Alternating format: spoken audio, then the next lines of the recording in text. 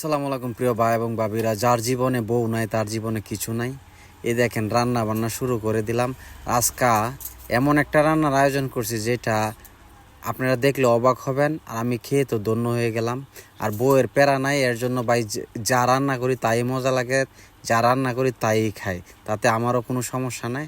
একদিন রান্না করলে 3 দিন খেতে পারি, আলহামদুলিল্লাহ, আপনাদের দোয়া।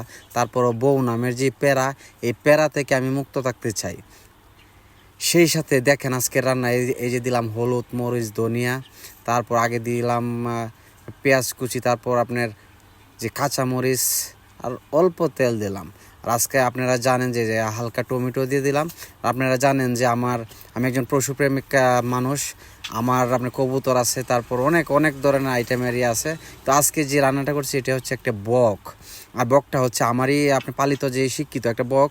এই বকের বাচ্চা, এই বাচ্চাকে আজকে আমি করলাম। দেখেন বকটারে আগেই আপনার একদম কুচি কুচি কুচি কুচি করে তেনা তেনা করে আপনি কেটে নিলাম। কেটে নেওয়ার পরে এই যে দিয়ে দিলাম। মানে ঝোলটা এতটা সুঘ্রাণ হয়েছে যে আপনার যে খুশবুগুলো আসছিল নাকের মধ্যে, তখনই আমার পেট অর্ধেক ভরে গেছিলো। দেখেন আপনার কত আনকমন হয়েছে, কত আনকমন, প্রায় হয়ে গেছে, প্রায় শেষের দিকে তরকারি। এই যে আমি আবার ঝুলের তরকারি তেমন খেতে পারি না, সেই টেস্ট, উফ রে, মজা রে। এই যে ভাতের সাথে হালকা নিলাম বগের তরকারি, বক ভাজি।